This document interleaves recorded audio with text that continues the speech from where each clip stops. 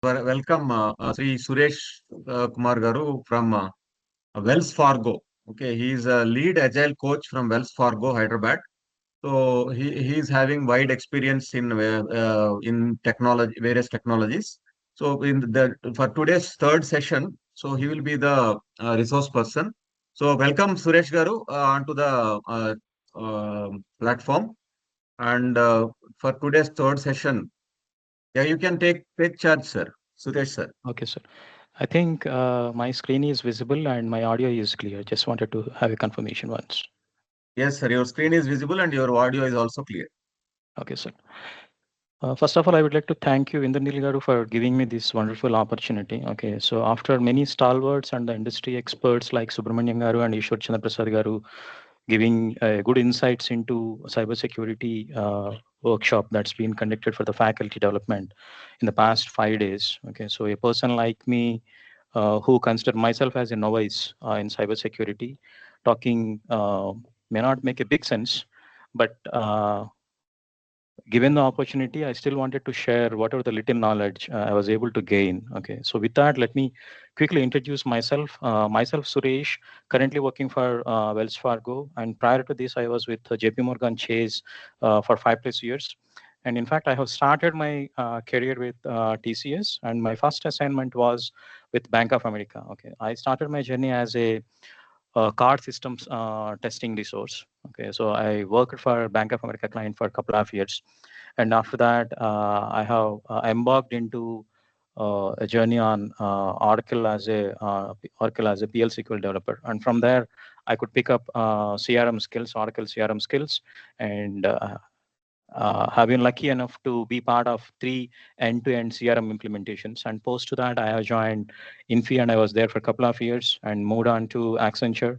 When I was with Accenture, I was directly working for a Microsoft client for almost 7 years. And from there, I moved to JP. So it's, in summary, a 25 years of experience. Out of that, close to 12+ years is an experience on banking in banking industry. And in this, worked for different kinds of lines of businesses: consumer and small business banking, commercial, corporate, and investment banking. Okay. And without wasting any more time, let's quickly jump into the topic of today: cybersecurity challenges that we majorly face in encryption, privacy, and anti-forensics. And coming to encryption. Okay, so you might have already be aware of these AES, RSA, okay, and different kind of other algorithms those have been used behind these things. So I'm not going in deep on those algorithms, but let's try to understand what are the challenges that we generally face when it is coming to encryption. And we will segregate today's session into this topic into three different parts. First, we'll discuss on challenges in encryption, and we'll move on to challenges in privacy, and then we'll touch upon the challenges in anti-forensics. So that's how the whole session is planned to be structured. So let's quickly look at both the solution and problem those have been faced in encryption. Okay. So coming to challenges in encryption, okay, the first challenge is key management complexity. So when it is coming to uh, algorithms, the algorithms like AES, okay, advanced encryption systems, okay.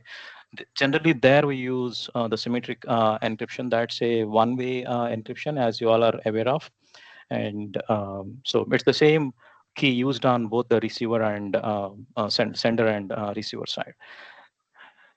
So when we are creating all these keys, okay, so the management of keys itself is a biggest problem. Okay, so you have a lock and you have a key for that, okay, but still, where do you go and store this key? Okay, and when you are having thousands and millions of these encryption keys, okay, creating those keys, storing those keys, and distributing those keys, and once the decryption is completed, okay, how do you destroy those keys? Okay, so we can think encryption as a digital safe, and the data is within the digital safe, and any encryption algorithm is the design of the safe's lock. Okay, so you have a key and you have a lock to it, but any strongest safe in the world is useless without the key. Okay, here the challenge is, the security challenge is not in designing the lock, okay, it's in managing the key. Okay, so it is easy to create those keys. Okay, so it is easy to create that lock, but how do you manage those keys? Because if that key can be used to open any number of locks, okay, so that way people call it as a master key, but industry calls it as a fake key, okay, where any intruder can easily get into your network and steal all your information. And after that, all of you might be very well aware of, okay, what kind of things a hacker can do once the key is in their hands. So the success lies in securely creating, storing, distributing, and eventually destroying millions of unique keys. And if you lose the key, the data is gone forever. Okay. So the custody of key is also very much important. Okay, if a key is stolen, your secure safe is wide open, so anybody can intrude into your safe and they can extract all your information. Okay, whether it is the CA information or your personal data or even your business data or transactions. Okay, and whatnot, every kind of data that can be easily grabbed. Okay, once they enter into your system.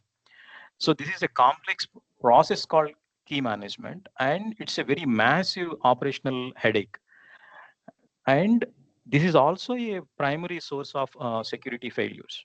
So with that, okay, let's look at the case study. Okay, and because of not managing these keys properly, okay, um, one of the case studies is the heartbeat case study. So this is a perfect example of this challenge. You can imagine a thief, instead of picking up your lock, okay, he finds a flaws in the key making machine at the factory, and that's let them allow them to make a perfect copy of your house key. So that's what the heartbeat did. Okay, so what they have done is, okay, they did not break the safe, okay, and they did not stole the keys, okay, but they were able to create the duplicate keys, and it allowed the attackers to steal the server's private key directly from its memory. Okay, and the stolen key can made all the communications with server, okay, and it can fetch all the information that is there in the past, present, and future, which is completely insecure, and it is a catastrophic failure of the key security. So the moment it is there in the hands of the hacker, okay, they would be able to do anything. So when multiple algorithms are there, okay, and we can encrypt and decrypt, okay, using those keys, all of that is possible. But the whole key management system itself is very complex. Okay, you might have heard about some tools like HashiCorp Vault.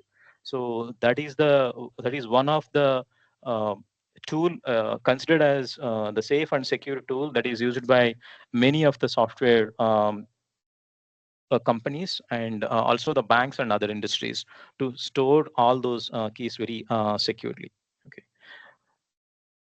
So one of the challenges is key management. So that is what I wanted to stress coming to the challenges faced by encryption. And let's move on to the next challenge, okay, the going dark problem. So what is meant by going dark problem? Okay. So encryption has I mean to say, it has created a lot of dilemma in the society, and we call it as a going dark problem. So we wanted to have private conversations to be secure from the hackers. So if you look at uh, WhatsApp as the communication media, okay, and which is widely used across the globe, okay. At the same time, we don't want to disclose the conversations we are having, whether it is the text or video or video calls or the audio calls. Okay, we don't want the text to be disclosed. Okay, and this is promoting and sharing the information easily, okay, for any kind of anti-social elements activities also. Because we all know that on WhatsApp, any information that's being shared, okay, it is encrypted and decrypted using the same key, because that uses the symmetric encryption. But the information is we wanted to keep it very safe, okay, because of any number of reasons. But it is unbreakable, and at the same time, it is used by criminals or terrorists also. And there is a legal case that's been going on since last 5 to 6 years, to my knowledge, and the judgment is still pending. Okay, the conviction did not been shared with any of the till date. Okay, the case is still going on. So the law enforcement here in this case, even with the legal warrant, is locked out. And this creates a fundamental conflict is what I would like to stress when it is coming to the going dark problem. So the privacy rights and the public safety is becoming a conflict. So these are legitimate needs. Okay, whenever you are sending some information to your friend or family member, okay, so it is legitimate to expect that, okay, the information cannot be read by any third person, and that is the right of the user also. Okay, so whether the data is in rest, or whether the data is in transit, or whether the data is in processing, in either of these cases, okay, certainly when we are exchanging the information, even for different kind of transactions, okay, it is legitimate from a user point of view to have to deserve those right kind of privacy rights. Okay, and that information cannot be publicly available. But here the problem of going dark. Okay, so even the regular communication that we do with our family, friends, or the minor business transactions that we do our with different businesses, okay, we don't want to disclose generally. But the other side, or the flip side of this is, so this is widely used by criminals or terrorists for antisocial elements. So one side we are expecting to be the data to be safe. At the same time, the major challenge is the going dark problem. So, but do we have any solution for this? We don't have any solution for this. So that is the reason it is still considered as a challenge. And even if it is coming to the previous case that we have discussed also, managing the case, do we have a solution for it? We don't have a solution for it. So that's the reason we are calling them as challenges. There are mitigation plans available here and there. Okay, how do you securely maintain, create, sort, and store those keys? And also, to what extent we have to privilege, we have to maintain the rights of the public, and how do we restrict the hackers not using these kind of tools. Okay, so that will be a ongoing war forever. So this is why the company says it's not that they don't want to comply to the court order. Okay, but this is the expectation from the public itself. So that's where the major challenge is when it is coming to going dark problem. And let's move on to the next thing. And the next one is the quantum computing threat. Okay, so this is the next big futuristic thing. It threatens very foundation of the digital world. Okay, so if you take a password with 8 characters, okay, it can be broken in um, 5 hours. Okay, so that's what available. That's what the kind of sophisticated tools we have available today. Okay, um, when it look at your computer keyboard, right? Okay, there are 29 keys. Okay, sorry, 39 keys. Okay, where you can create passwords. Okay, so including both your uppercase and lowercase letters, it may go beyond. Okay, but you have 39 keys, and using these 39 keys, the number of passwords that we can create is 5.1 lakh trillion passwords. So do we think, okay, is this not possible to break these this volume of passwords? That's not the case.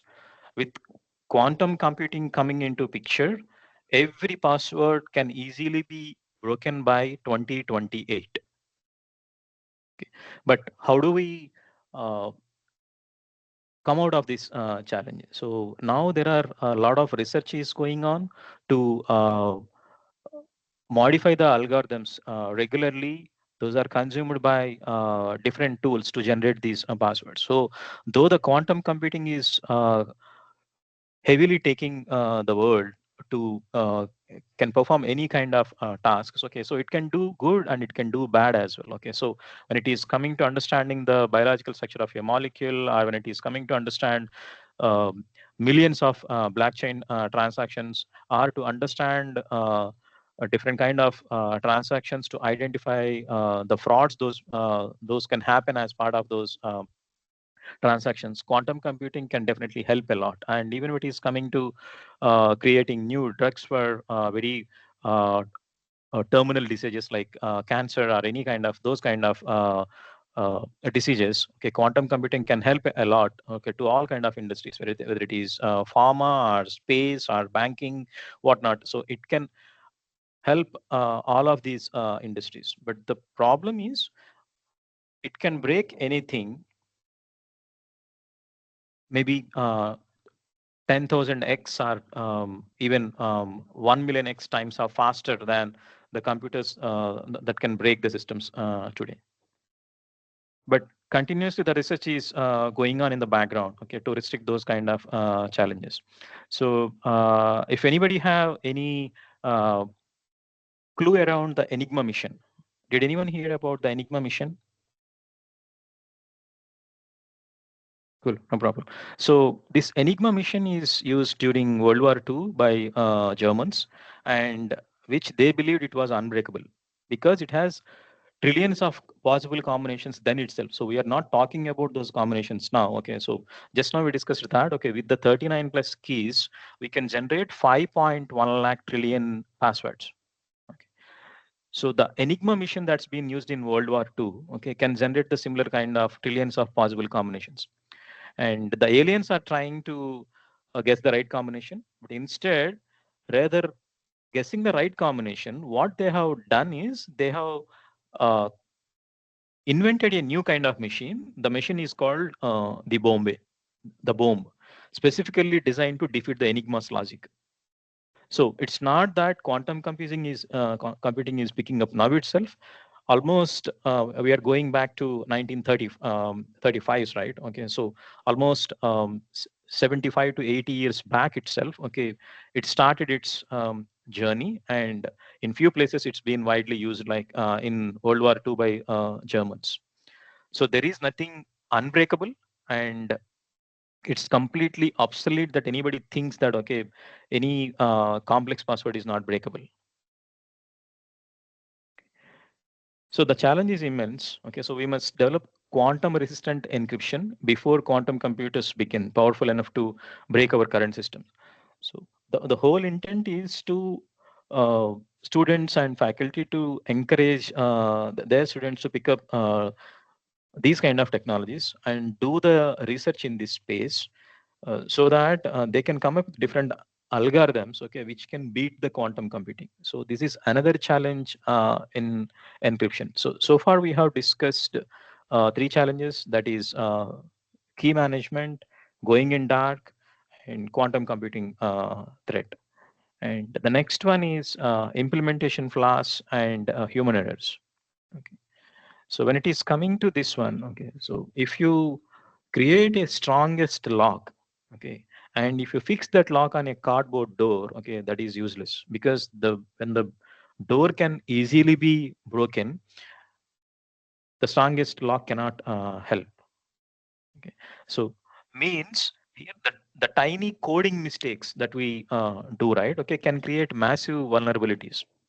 And here I can quote an example that's been happened in 2020 or 2024, I think. Three of the banks, 300 of the banks, okay, which get the support from CH Technologies, have been hacked, and there are no UPI transactions or any other transactions. They're not able to perform any transactions for 5 business days, and the loss incurred is 5,000 crores, okay, because of not able to use any of these systems. Okay. And how the penetration happened. So they, as part of their continuous integration and continuous development process, to deploy the code to multiple environments, to their lower environments, to higher environments, okay, they are using a tool, Jenkins. Okay. So in Jenkins tool, one of the server configuration was set to false. Okay, so the hacker was able to get into their Jenkins server because they have not applied patch on their Jenkins server, and the hacker was able to get into that server, and he could look at all those parameters, and by changing that parameter, okay, he was able to penetrate into their network and into their app servers and web servers, and he could disrupt 300 banks, and the result of that is they're not able to perform the transactions for 5 days, and the loss incurred, the revenue loss that is incurred is 5,000 crores. Okay, so that's a clear case example of the strongest lock is useless. Okay, if it is having it is fixed on a weak cardboard kind of door. So these kind of implementation flaws and human errors have to be restricted. Okay, so for that reason we need to check all the systems configuration parameters and continuously applying the patches on your application software, on your operating system, okay, on your network, okay, and also your antivirus software. On all these things, applying patches is very much critical. So assuming that, okay, so uh, we have checked all our parameters once, okay, and I am safe is not a right mindset. Okay, because with every because with every patch, okay, how the parameters can change, okay, is not always known. Okay, because there will be thousands of parameters. Okay, if one parameter is good enough to penetrate into your system. Okay, so that is another challenge. And the last one under this one is the malicious use of encryption. Okay, so here we have to remember that encryption is a tool, and like any powerful tool, it can be used either for both the purpose. It can be used for good and it can be used for evil, for both the reasons. So attackers can weaponize encryption in devastating ways. So one thing is the malicious use of encryption is ransomware attacks. So hackers can put some ransomware into your system and your data is encrypted, and from there onwards the extortion starts. Okay, so once the ransomware attack is happened, right, the systems will stop working, and you will get a message saying that, hey, your system has been hacked and your data is in our hands. We have encrypted your data and we need this much of ransom amount, okay, for you to uh, uh, for us to provide you a key to decrypt the data. So that's where the malicious use of the encryption comes into the picture.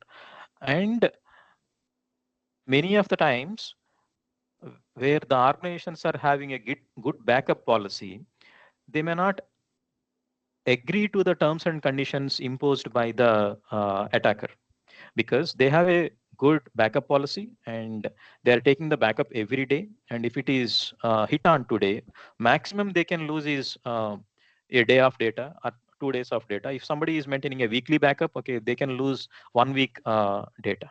Okay, in that case companies may think that rather giving a ransom amount to the hackers, they may not respond, okay, and they may ignore that email, and using the backup plan they can retrieve all the data, okay, that is available till their last backup date. And hackers being very smart, okay, what they have started doing is, okay, even before encrypting the data, okay, they have started copying all your data to their servers, okay, and they're now the first one is called extortion, and copying the data and threatening the organizations, whether it is banks or hospitals or insurance companies or any kind of corporations. So now your data is with us. This is very confidential data, and we will make this information public. Okay. Because of the best practice, maintaining the backup policy. Okay, so um, these people did not bend their head to the attackers. So now the next route that hackers have taken is the double extortion technique. Your information with us, okay, we will go and disclose this information to the entire world. If you take the Bharat Pay case very recently, in 2024, okay, so almost uh, 250,000 people's data is hacked, and they threatened Bharat Pay. If you did not pay the ransom amount, okay, so we are going to make this information public. So this is a double extortion technique. Okay, and few organizations did not respond to those double extortion techniques also. So then what hackers have started doing is, and they have started going to the regulatory boards, okay, like enforcement directorate, RBI, SEBI. So they're directly reaching out to those people. Hey, we have hacked so and so organization, and their data is with us. Okay. So this is triple extortion technique. Okay. And to avoid these kind of things, organizations have started taking the insurance. Okay. But any company, any insurance company is there only to make the money, right? Okay. What the insurance company started doing is, if to retrieve the data, it takes 10 millions of dollars. And if there is a crosstalk, can you please go on mute, please?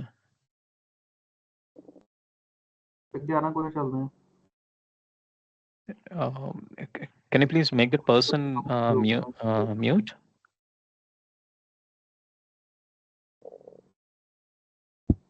Okay, so that's a triple extortion technique.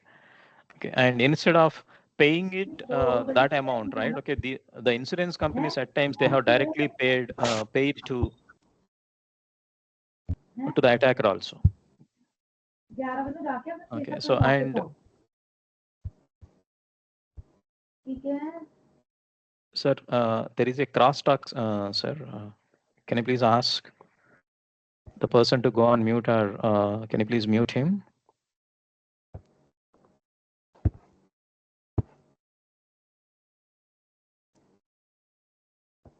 Thank you. So the malicious use of encryption, okay, is ransomware attacks, hidden communications, and the data exfiltration. Okay, stolen data is encrypted during theft to avoid detection by security systems scanning or network traffic. And for this, one of the classic example is the WannaCry attack. Okay, so WannaCry is like a digital kidnapper. Okay, it broke into the system. Okay, most of you folks might have heard about this WannaCry ransomware attack. So it broke into the systems not to steal the information, but to lock it up in an unbreakable digital vault. And they have used this AES encryption. The only way to get the key was to pay the ransom amount. So the attack was very devastating, and it has heavily impacted the national uh, uh, the NHS system of UK. All the operations were cancelled, and ambulances were diverted, and patients were not able to receive the care at all. They are severely disrupted, and this is the power of the malicious use of encryption. Okay. So, so these are the 5 challenges. Okay, I just wanted to share with the esteemed people joined on the call today. Okay. So before I move on to the other topics, just wanted to take a minor feedback. Um, am I going fast, slow, or making sense or not? Okay, is there any feedback?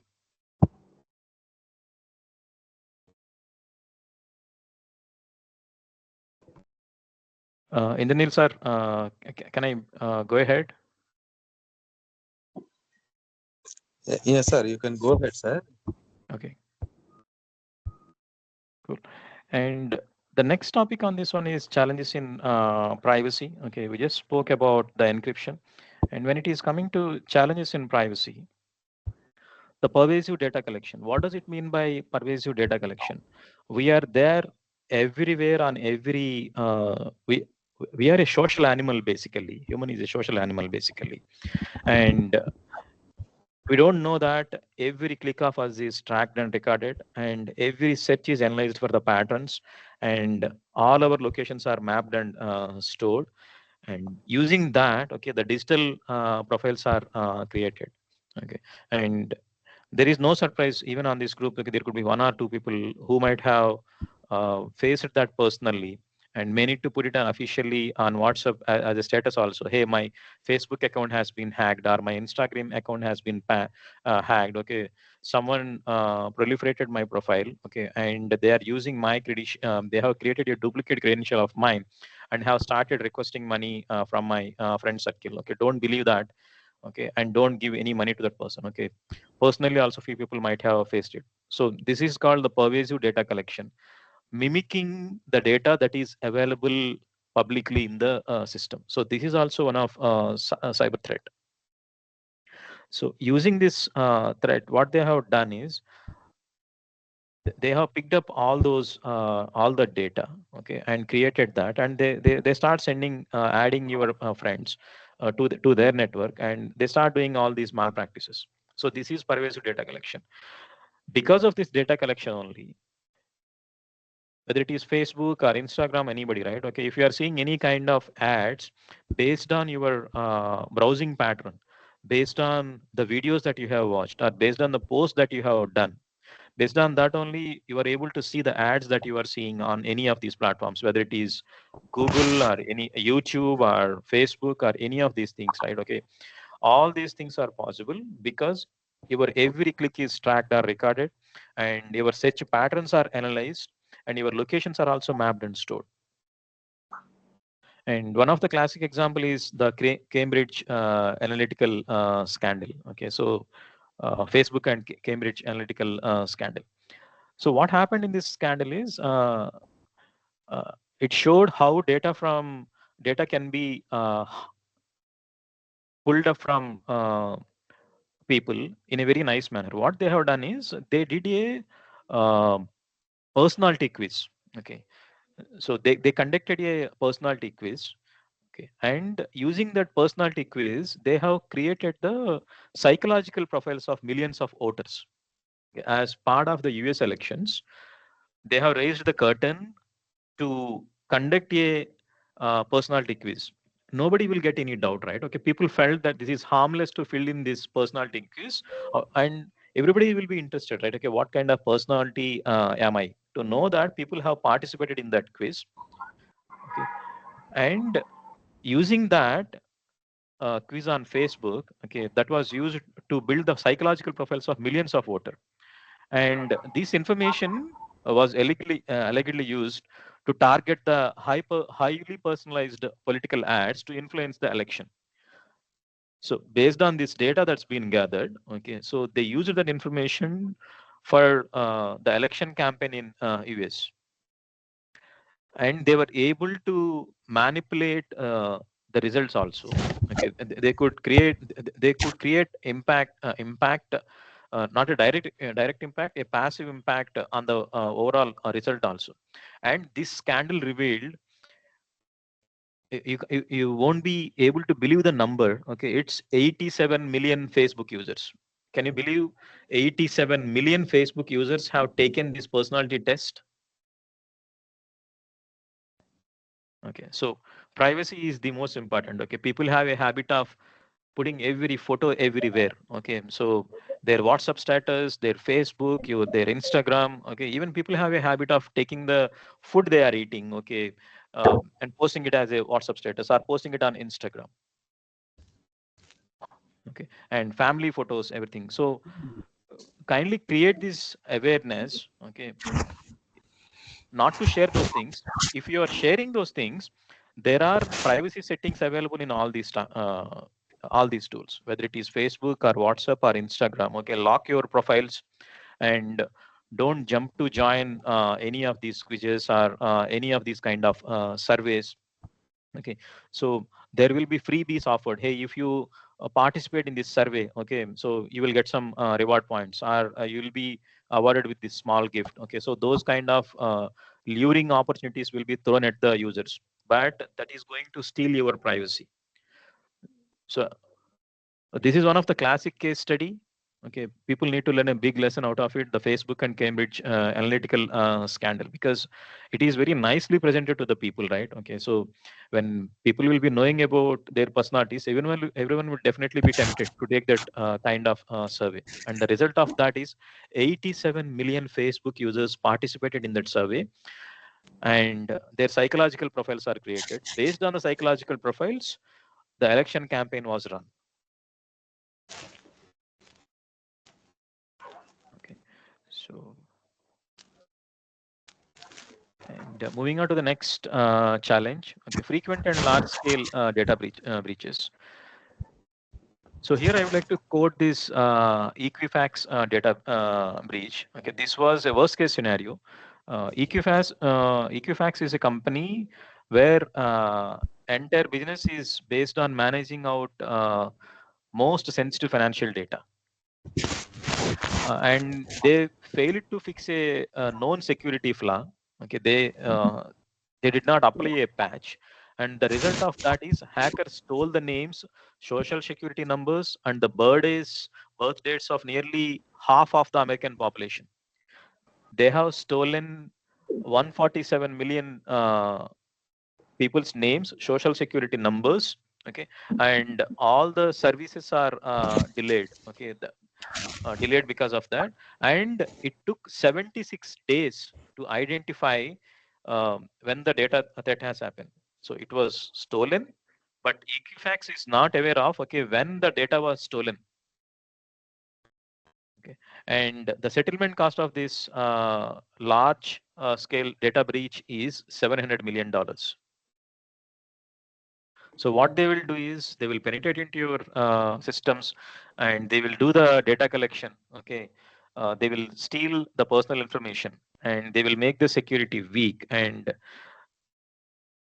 then they will start asking for the ransomware. Or when it is known to the regulators will impose the penalty. So in this case, it's not the attacker asked the demanded the money. Okay, it's the regulating body. Uh, Equifax has to settle with the regulator body by paying $700 million amount. So this is one of a catastrophic failure from a company point of view. So it's a basic duty of the company to protect the data. Uh, and whenever there is a breach exposed, right, it's better not to keep quiet. Okay, and it's better to inform it to the corresponding regulating bodies, whether it is RBI or SEBI or Enforcement Directorate, or even for that matter CERT. Okay, so if you inform it to them, right, okay, so the rest of the public at least can benefit out of that. They can block the identified IP addresses so that the attackers won't be able to penetrate into the other organizations. So as soon as people get to know that there is some data breach happened in their organizations, it is better to inform it to the concerning regulatory bodies. Okay, for that matter, in India, we can inform it to CERT, Computer Emergency Response Team. And the next one is lack of meaningful context. You will have long legal documents, and those will be having buried settings. And how many times we have signed a loan document or any of the documents or any of the applications that we are using, we have spent good amount of time to read every term and conditions and signed a document. Humanly impossible, right? Any contract that you are getting into, assume you have installed an application. Okay, and simply we will scroll down to the bottom of the screen. We will check that checkbox. Okay, I agree to all the terms and conditions, and we will go and click on the confirm button. That's it. Every legal thing that is tied up with any application or any contract that we are getting into, whether it is a housing loan or personal loan or mortgage loan or anything that we do, right, okay, we are completely 100% blindsided on the documentation, because those are deeply buried, and we will not spend enough time to read through those terms and conditions. And even if we read through that, okay, uh, many of us may not be able to understand that terminology, because that is more legal in nature. So the final choice is either you go for that service or application or the loan or whatever it is, or you completely uh, deny to take that service. But that is not always possible, right? Okay, so if a loan is required, it's required. Okay. Obviously, it's a human tendency not to spend a lot of time in understanding those legal documents, which are buried in a lot of um, uh, complex documents. Okay, and that way we will get into the trouble. And the classic example here is this is the Uber's 2016 cover-up case. Here, this case highlights a failure of the transparency. Uber was hacked, and 57 million users was stolen. Data was stolen, but instead of telling anyone, they paid the hackers $1 lakh to delete the data and keep quiet. Okay, and they are able to. Uber was able to actively hide the truth for an year, and this not only broke the law but completely violated the user's trust also. So this is another case that we can think of, and where we can create the awareness. Okay, and the next one is emerging technology threats. This is the most dangerous thing and hazardous thing, and we all are fancy about these IoT things, right? Okay, we buy these Amazon Echo speakers, okay, smartwatches and Fitbit, okay, all kind of information. It captures your sleep pattern, it captures your heartbeat, it captures your number of steps that you walked for a day, okay, and that is continuously waiting to hear from you. Okay, if you are calling it as uh, hey Alexa, play this song for me. Hi Siri, can you please call this person? Okay, and all these kind of things. Okay, these social engineering things, and on top of that, the emerging technology threats. IoT is one thing, and artificial intelligence is the another big thing.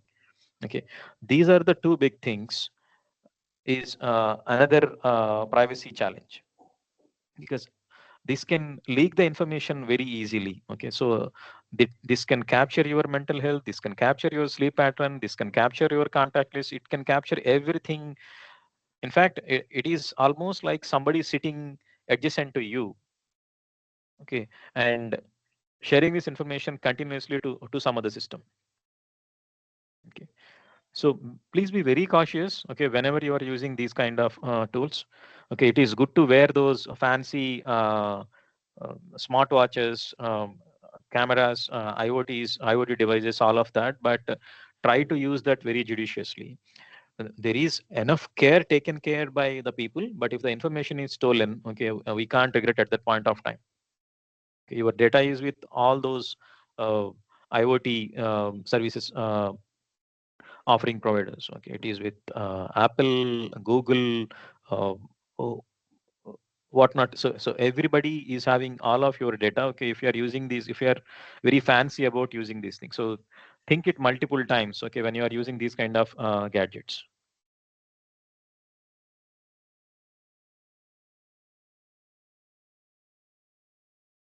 Okay, so this is about the challenges from privacy. And the third part of this one is anti-forensics. So let's quickly try to understand what are the challenges in anti-forensics. To some extent, we have captured this, we have discussed about this in the previous topic as well. But here we can quickly discuss about the data destruction and wiping. Okay, so any data that's been deleted from your system is not completely deleted. As you all are aware, okay, it may stay in recycle bin. And similarly, your browsing history, even you have deleted all your cookies, even you have deleted all your browsing history, it is still there on your hard disk tracks, okay, in different sectors. So for this, what people do is they impose some high quality pictures multiple times, so that the sectors are broken to an extent that you won't be able to retrieve the data at all. So the data is completely wiped out. So once the attacker got into your system, okay, so they stole the data, okay, and they can they have stolen the data, and they can rewrite it multiple times like this. So this is one of the anti-forensics techniques, the data destruction and wiping the data. So even from your sectors, you won't be able to recover it. So this is one of the things that we all should be cautious about. So if it is coming to normal paper, right? Okay, so we will be shredding the document, and we will be burning the shreds and scattering the ashes. So this is that kind of anti-forensic techniques. So you penetrated into the system, okay, and the only intent is not to uh, have any single clue also, okay, to detect the data. So generally, where it happens, this happens in tax evasion. Okay, if you take cases like Satyam, okay, and few financial scams like that, the hard disk's data is wiped out. Okay, and for not to retrieve the data from the hard disk, what they have done is using anti-forensic uh, software, they have completely overwritten the data, okay, by saving high quality digital images multiple times, so that can damage the sectors badly. And they can make everything clueless for the investigation people. Okay.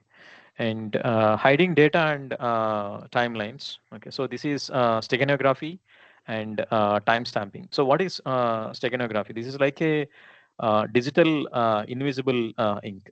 Okay, so this is a I mean to say this is a secret message or a file hidden inside a normal picture. So you will have multiple normal pictures or video or audio, but you won't be able to make anything out of it. Okay, even if you get the data right, the the file completely appears innocent. So you can't make anything out of it, and it functions very normally.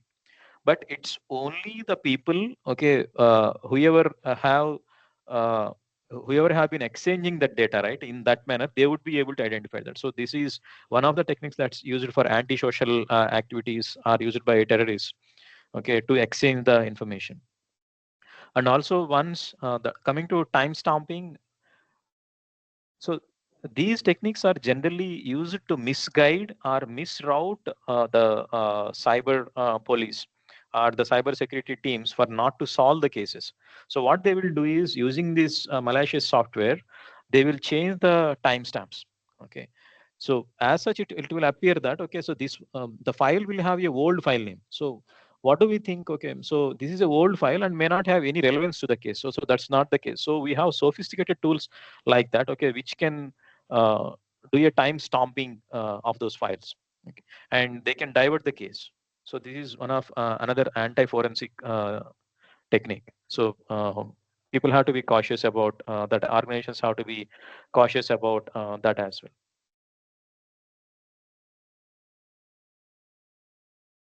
And we discussed about erasing the digital footprint. Okay, so let me touch base on this erasing digital footprints. Okay, so most of us people that feel that, okay, so let me buy a very fancy phone, okay, so which has 8 GB RAM, okay, which has 12 GB RAM, okay, so the bigger the RAM is, the faster my phone is, okay, is what our tendency. Okay, but how the data gets into your system, okay, it is a known thing to all of us, right? Okay, so we have studied computer science. Okay, anything that has to be written into the hard disk, that has to enter the RAM of your mobile or computer first, laptop or anything first, and from there you can write it to your, you will be writing it to your hard disk. And even anything that you are any transaction that you are doing, whether you are using a mobile application or web application, whatever it is, okay, always you are going through RAM only. If you look at the age old Nokia 111110 phone, right, okay, hardly it has a memory of 64 kbps, where you can store maximum some 100 phone numbers and some 20 messages. And as soon as the 20 messages memory is filled in, it overwrites those 20 messages. And the memory itself is hardly some hundreds of kbs, not even in mbs, right? So even if hacker can hit that one, there are no tools available to hit those kind of phones. Okay, but even if they can hit that one, okay, all the memory they can steal is maximum that limited data. But if the hacker is hitting our phones, they can easily take that 8 GB of data, 12 GB of data. Maybe you can socialize this thing in your communities. It is always, if we already have bought the phones, okay, which are 8 GB and 12 GB RAM, it is better to restart your phone once in a day. Okay, as soon as you wake up from your bed, right? Okay, make it as a habit to restart your phone. So anything that is there in your RAM, okay, can never be stolen, even if there is a ransomware attack, because there are memory only malware is coming in. So they are not infusing the malware into your system. Okay, so they are infusing the malware into your RAM, so that the 12 GB of data or 8 GB of data can easily be hacked. So we are thinking that, okay, the bigger RAMs are the better, is what our thought process. But if there is a malware attack on your mobile, look at the amount of data they can steal from your phone. I think we all of us very rarely restart our phones, right? Maybe once in 3-4 months, if at all it is completely became slow, or maybe for some other reason we may need to restart it, right? Otherwise, we don't restart it that frequently.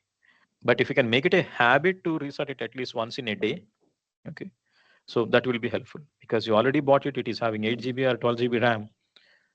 And if you look at any of these anti-social activists or terrorists, these people, okay, so this is the reason they don't go for smartphones. Okay, there is a saying, okay, the smartest person on the earth is who doesn't use smartphones. Okay, so the daily work cannot go without using the smartphones because it made our lives easy because of um, different communication tools or payment platforms like UPI, okay, and the banking applications on your phone, okay, that made our life easy. But at the same time, it's a double-edged sword, okay. So it's better we use that with consciousness.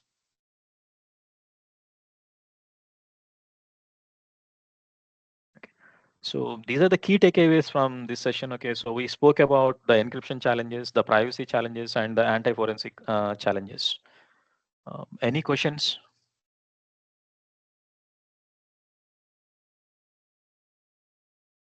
So Indranil sir, I am done with the first topic. Okay, so we can I move on to the second topic? Sure, sir. Sure, sir. Yeah. Sure, sir. Sir, We is the have the flow session at good? 6:30. Am I making sense? Is it useful, or is this a repeat of all the sessions those have been conducted Very in the nice, sir. last It's very nice, 7 sir. days? You need not to think like that, sir. It's very nice. Because all And the your session stalwarts is have also already interactive, spoken. sir. So Yes, sir. Yes, sir. all the stalwarts are already spoken. I am a novice in this field. Okay, so Don't I'm think just so, sir. trying to Don't share think the so. little knowledge that I have. Okay, so if you think it is not making sense, don't think to pass on the feedback. Okay. It is not at all like that, sir. It is not at all Okay. like that. It's fine, sir. Okay. Thank you, sir. Yeah. Thank you. Thanks. Bye. You can continue, sir. Yeah. Thank you.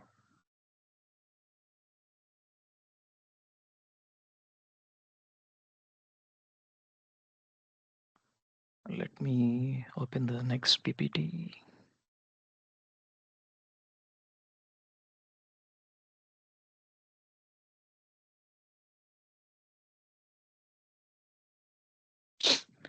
So moving on to the next topic, the next frontier of cyber threats. Okay, those are AI-powered attacks and deep fakes.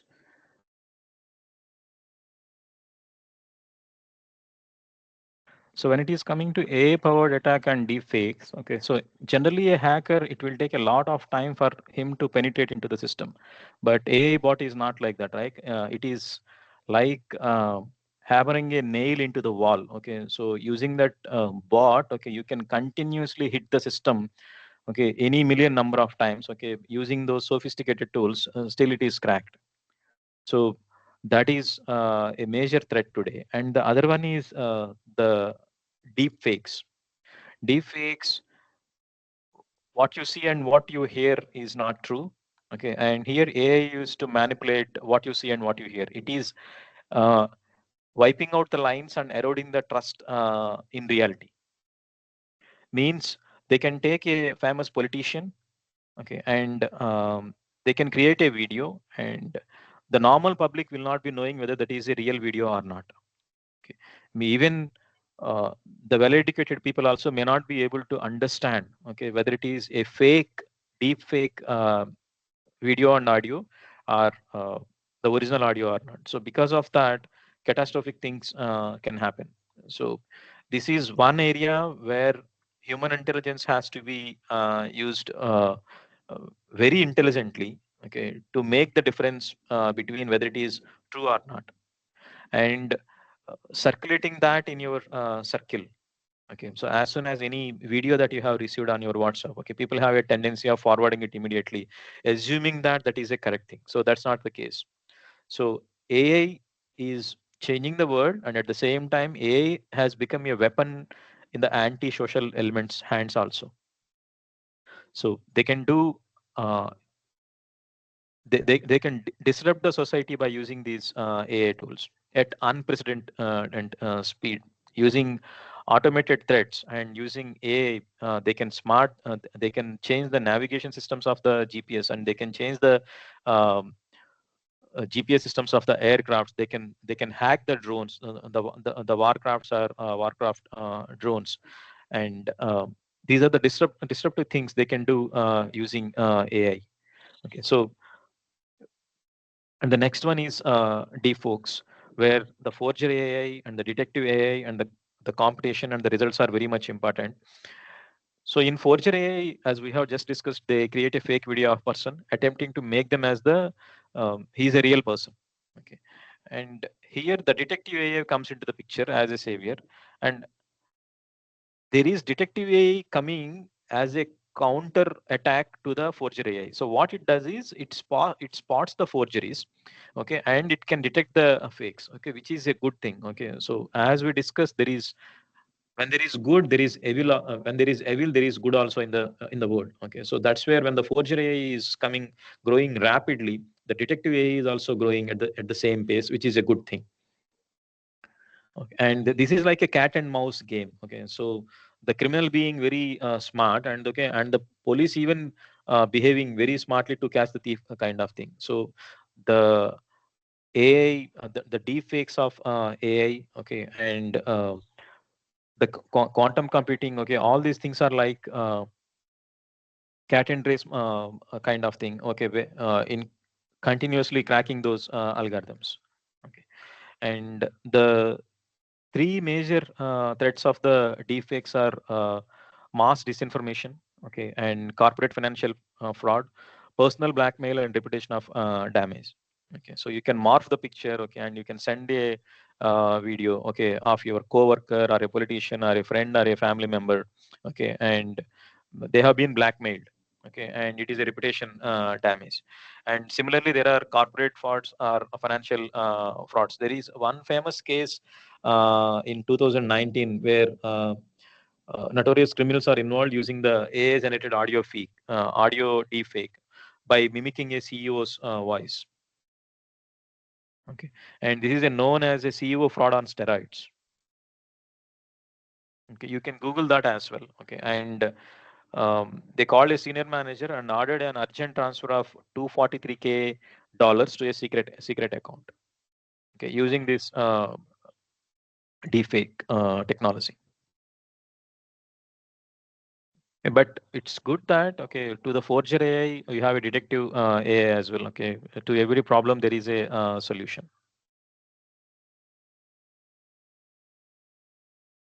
Okay, and you might have heard about this hyper-personalized phishing, automated vulnerability discovery, all these things. And hyper-personalized phishing in the sense, okay, earlier when we get these phishing emails or the SMS, the fraud SMS emails, SMS smishing, okay, and QR phishing as well. QR phishing is another latest security threat. Okay, nowadays when you go to any restaurant, right? Okay, what they're doing is instead of giving you a menu, okay, you will find a QR code on the table. Okay, so you will scan the table and you will scan the QR code on the table. Okay, you will get the menu. So what the hackers are doing is, okay, so they're going to the finest restaurant of the world, okay, where you get to see all these celebrities and these people go to there, right? So they put a fake QR code there while leaving the restaurant. Okay, unknowing these people will go and scan that one. Okay, and they introduced a malware into your system.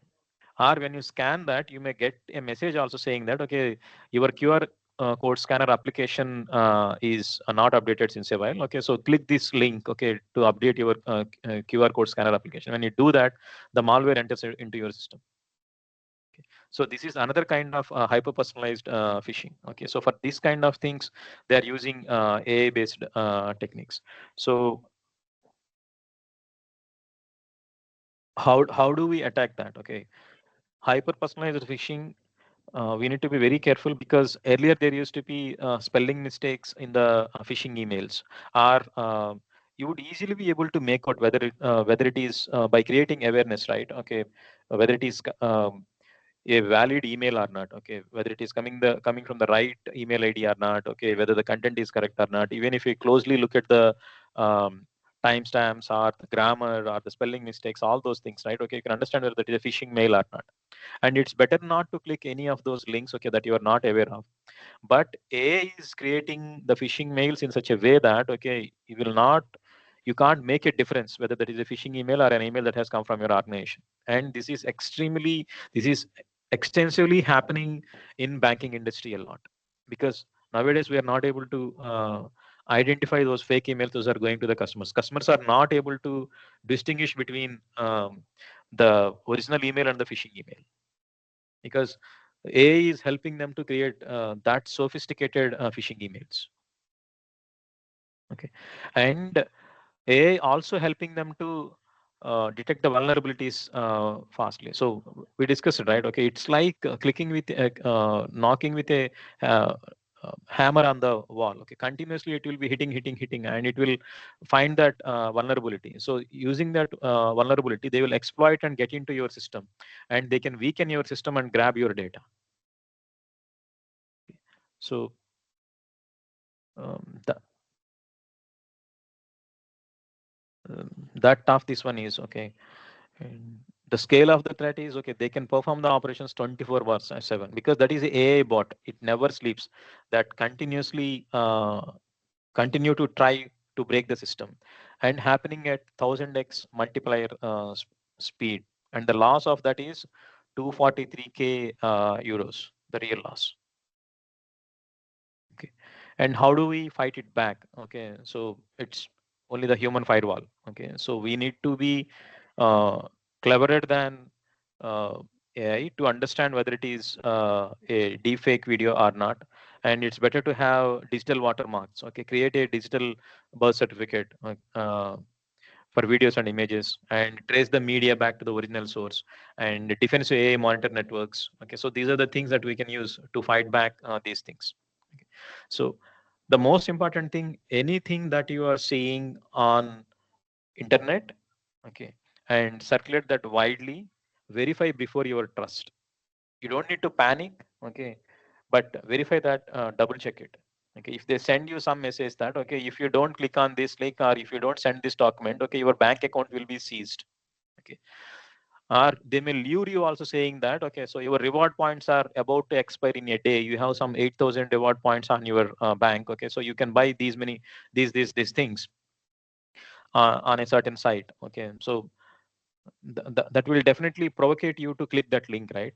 So AI is extremely smart in creating those kind of phishing emails. So we have to be very vigilant in that kind of aspect. Verify before you trust. You don't need to be panic. You might have heard about many incidents about the digital arrests in the past, in the very recent past. Okay, even the most educated people are fallen into this trap. Okay, they will say that, okay, you have been digitally arrested, you can't move from your place. Okay, so there is some goods that you have that have been received, either it is having some drugs, or you have links with some narcotic related things. Okay, and they will say all these things, and uh, they will try to put you into a situation and disclose all the you will tend to disclose all the information, and very lately you can disclose all the things. So the social engineering, AI, okay, and the mobile devices we use, if you connect the dots, everything has a connection to it. So you are exposing all your data. In Facebook, you have put that, okay, I am a 75-year-old single, okay, retired, okay, all of these things, okay, and they have looked at your profile, and you have a smartphone, okay, and that is 12 GB, okay, and all your information is available, and they can mimic your profile and create a fake profile out of it. And it is easy for them to lure you by sending a phishing email, a very sophisticated phishing email using artificial intelligence. So we are digging our own grave. Okay, and the saying is, the bigger the RAM is, the deeper the grave is. If your mobile phone's RAMs are the bigger, uh, the grave that we can fall into will be that much bigger, because of all these AI tools. Okay. So create this awareness, and you can encourage the faculty and students to do research in this space, so that they can come up with tools to attack these kind of things. So this is our second topic. Any questions on these two topics so far?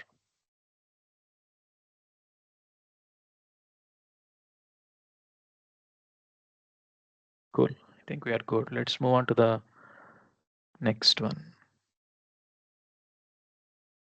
So this is cybersecurity in the Indian context. Okay, by taking some examples, I think this will be more interesting. This is like a good cat and mouse or criminal story. Okay, so here we can discuss about couple of the Indian use cases. Okay, how the hackers have penetrated into the system. Okay, let's try to understand those examples. These are the real world case studies. Okay, and next we will discuss about how to publish the research work. Okay, and the first one is ransomware in critical infrastructure. This has happened in Ames, Delhi cyber attack. And the second one is the sophisticated banking fraud happened in 2018 uh, in Cosmos Bank. Okay, so let's quickly jump into this. The Ames Delhi cyber attack. Okay, this attack happened in November 22. Okay, so the entire digital infrastructure is paralyzed for 2 weeks. So this has happened in India, and 30 to 40 million patients' records are encrypted and inaccessible. They did not ask for any ransom amount. They did not do anything. So this is the cruel mentality of the hackers. They just wanted to create a panic situation. Okay, patients don't get the required support. Okay, and this is one way of killing the people. Okay, they don't get the right treatment at the right point of time. Okay, all the diagnostics will be delayed. Okay, and it will spoil the reputation of the India's topmost hospital, Ames Delhi. Okay, so the impact of that is, okay, they need to go back to the manual paper based operations. Okay, massive delays. Okay, a lot of chaos is created. So this has happened in 2020. So what they might have done is, okay, this is the anatomy of the attack, how the security is failed. The initial entry point is a phishing mail was sent. Okay, and the unpatched server exposed to the internet. These are the two things. There was a phishing email. Clicking that link, they were able to get into one of the servers which was unpatched. Okay, and after getting into that server, okay, they got an escalated access. Okay, they got administrative access, and from there onwards, they did all their movement. Okay, they segregated into the networks. So it is almost like doing a recce kind of thing. Okay, reconnaissance.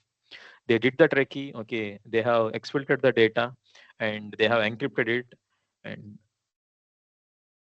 the patients and the reputation of the hospital was at stake at that time.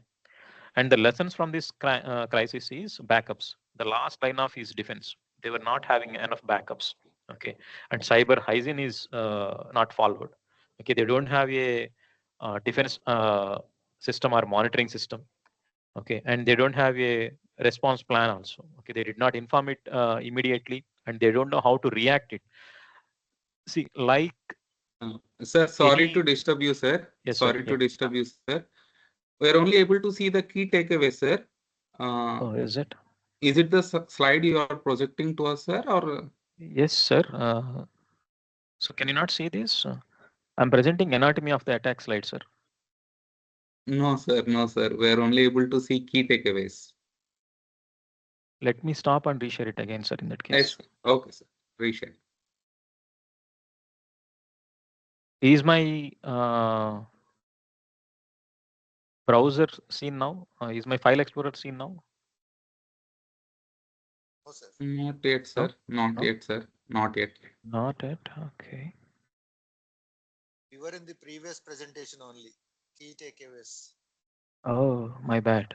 Let me go back to this. I thought, Suresh sir, you are giving the oral presentation only. We thought like that. That's why I didn't ask. No. I'm Kishan. One second. Nice presentation. Thank you, sir. So let me close all the presentations, and because there seems to be confusion because I have opened the other two presentations also, right? Okay, so that's where the problem seems to be.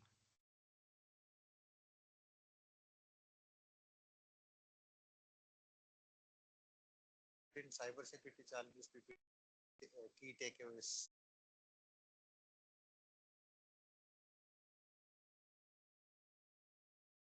Sir, is my screen visible now? Cybersecurity in the Indian context. Not yet. Not yet.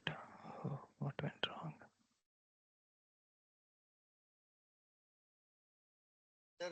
stop sharing and Sir, let me stop sharing and share it again, sir.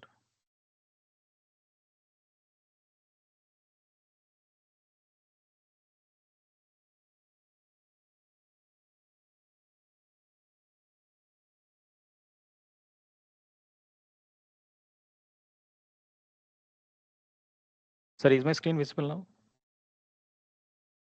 Yeah, Cybersecurity, concept. cybersecurity, correct? Yeah, Thank yeah. you. Fine. Thank you, sir.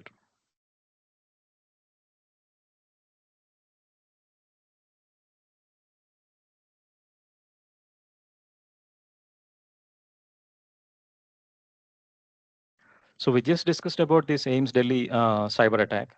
Okay. It happened in November 2022. The entire digital infrastructure was paralyzed for almost 2 weeks. Okay, and 30 to 40 million patients' records were impacted. Okay. And this is the anatomy of the whole attack. The initial entry point is through a phishing mail to an unpatched server, and from there the administrative privileges are escalated. They were able to get the administrative privilege using. They were able to break the master key using the malware. Okay, and later they got into all the servers, okay, and into their network, and they have infused the ransomware, and that is how the whole security has been failed. And the Ames did not maintain a clean backup policy. Okay, they don't have a backup mechanism in place, and they don't maintain the cyber hygiene also. The patching was not done, and the people using the systems are not being trained on phishing, smishing, okay, QRishing, all these things. Okay. Because see, we are thinking that okay, these are the normal terminology and normal things that general public will be aware of. So that's not the case. Okay. Even if you go to many of the people who are computer graduates or who have worked in either of the other format on software industry or on the uh, teaching aspect of these technologies, okay, maybe only those people are aware of these techniques, but the regular public and the other well-educated people communities are not aware of these things. The phishing, smishing, all these things, QRishing, all these things. So a lot of awareness has to be created. Okay, create this in your surrounding society, and so that it can become very strong. So this is the Ames crisis story. And the next one is the digital hist. So this is definitely going to be a very interesting story. This is almost like a movie kind of thing. Okay, so this is happened in 2008 with Cosmos Bank. Okay, so this is a cooperative bank in Pune. Okay, generally how an ATM transaction happens is, okay, we will go and put the card in ATM. Okay, and if you assume that you have a State Bank of India card, okay, when you put the State Bank of India card in State Bank of India ATM, okay, what it does. So what happens the moment you put that into the card is, okay, it will have three major checkpoints. Okay, let's try to understand what those checkpoints are. So,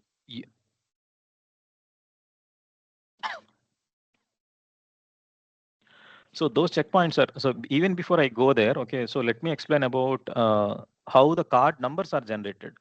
So there is an algorithm called LUHN algorithm. It is called Loon's algorithm.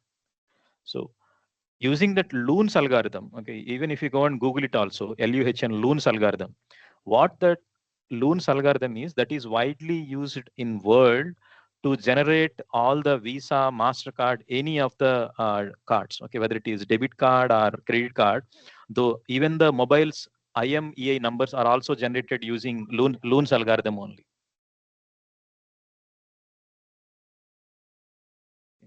So using this Loon's algorithm, those are created. And if you look at those 16 digit card, right? Okay, so when you are trying it, when you have some time, don't give your last number of the credit card or debit card. Okay, ask the system, okay, what is the last digit of this card? Using Loon's algorithm, Google will tell you, okay, what is your last digit? So generally, what banks does is, whenever they need to distribute the new debit cards or credit cards to the people, they will tell them print these many number of cards. And out of those 16 cards, the first 6 cards are called bin number. The first 6 digits are out of those 16 digits on your credit card or debit card. The first 6 digits are bin number. So the bin number is widely available on internet. You go and search for any bank's bin number, it will give you the bin number. You can try it now also. You ask for SBI bin number, it will give you the bin number. Bin number is bank identification number. So the 16 numbers on the debit card or credit card are the first 6 digits are bin number, and the remaining numbers are generated using Loon's algorithm. So this is the only algorithm that is used by Visa and MasterCard to generate the debit or credit cards for any of the bank.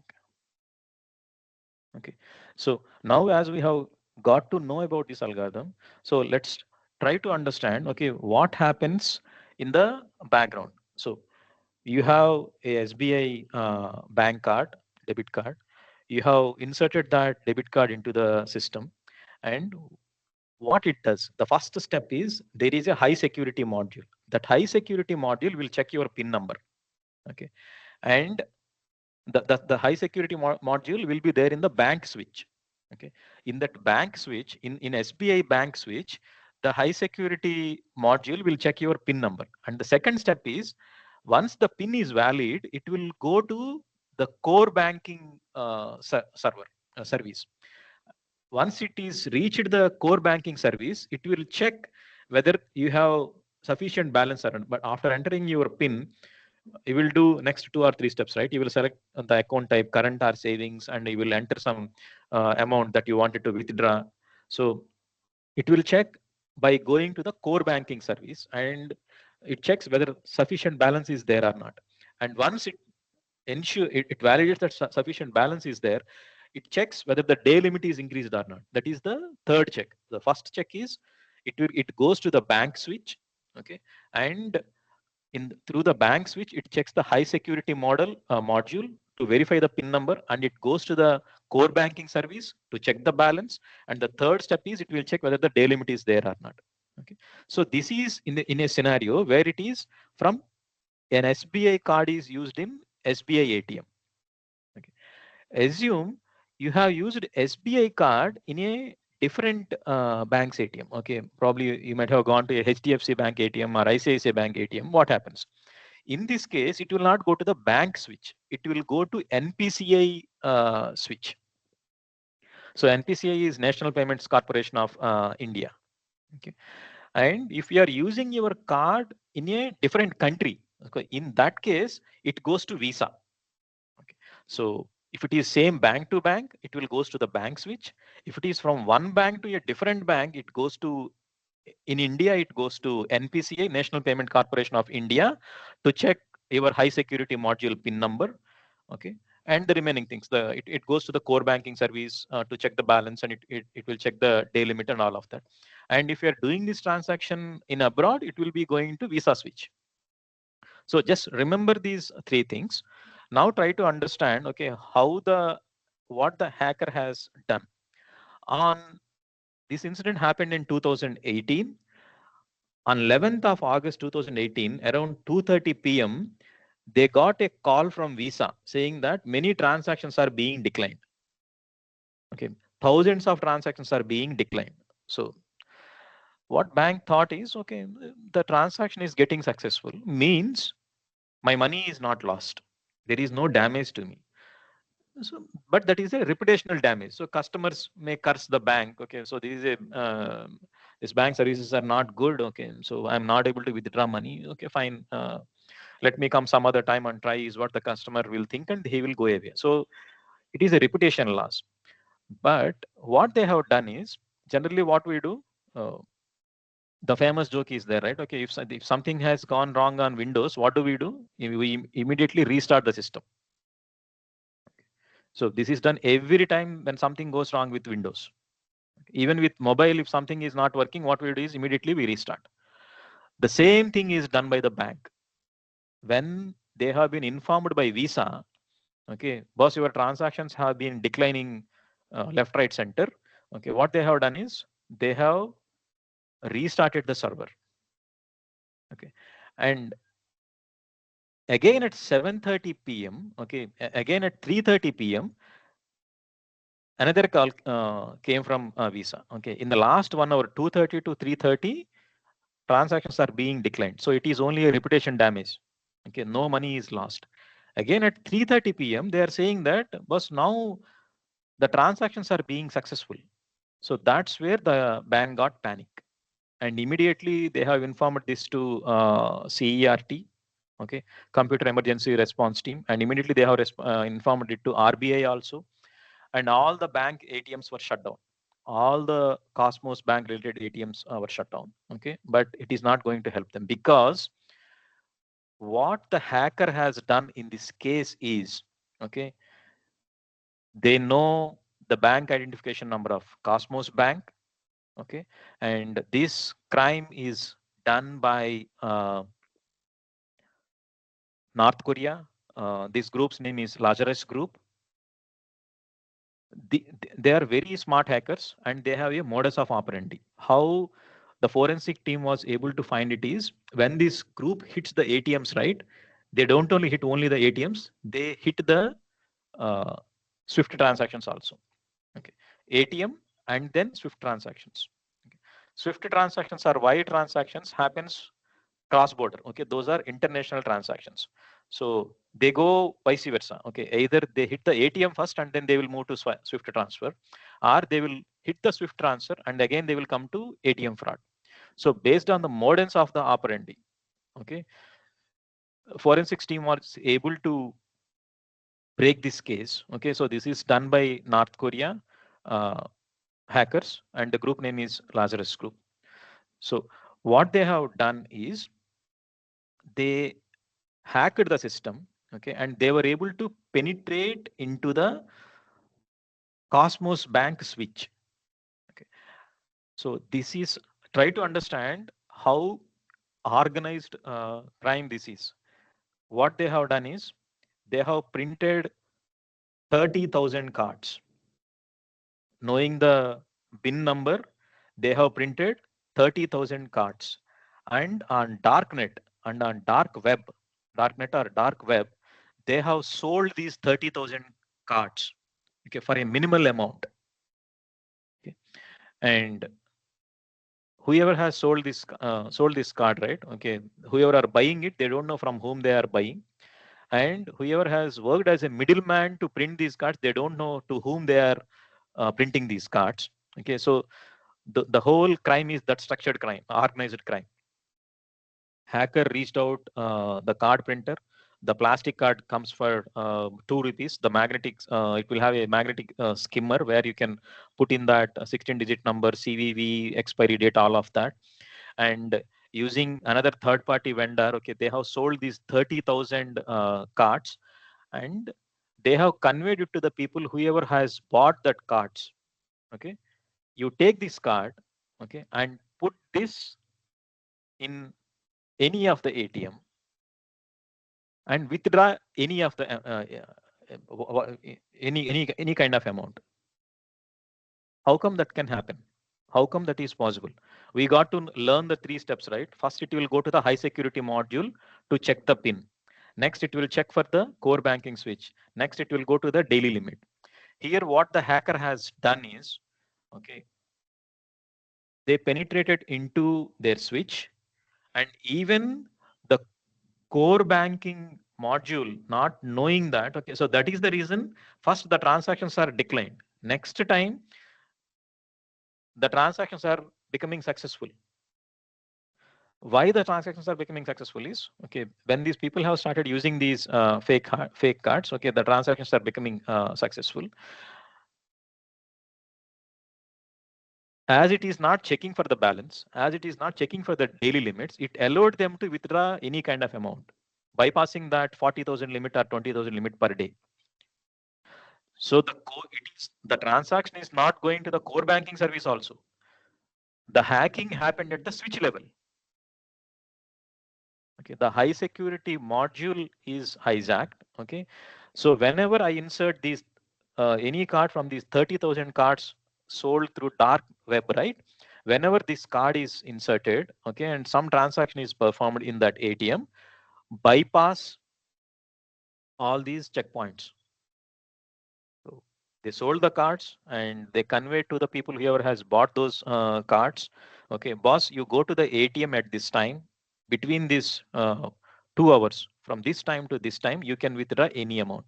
And during that time, switch did not perform any transaction, any verification. So you can understand how the hacking happens in the background, how these kind of crimes are conducted in a very organized manner.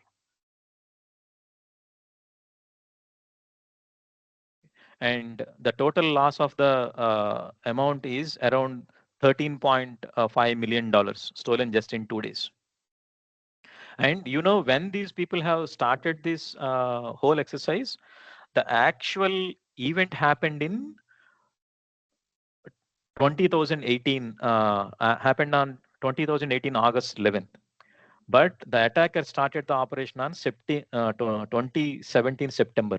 It took almost 13 months for the hacker to do the reconnaissance, I mean the recce, to understand these systems, okay, ordering those 30,000, preparing those 30,000 cards using the loons algorithm, and selling those cards in the market dark web, okay, and people using those cards during that particular time, so that no verification happens by the switch. Without even the transaction reaching the core banking service, the theft has happened. And the last amount is 94 crores. The amount that was lost is 94 crores. So this is, the crime is broken by using the modus of operandi. Okay, so this is done by largest group from North Korea. Okay, this is their modus of operandi. Either they will hit both. Okay, ATM fraud and Swift transfer thing, both. And there are other groups in Russia, like Cobalt Stripe group. Okay, they will hit only the ATM. Okay, because those guys may not be having this Swift transfer technology, okay, to break that kind of technology. Okay, so they hit only the ATMs. And if you take Chinese hackers, right, they hit the defense systems, space systems, to steal the intellectual property.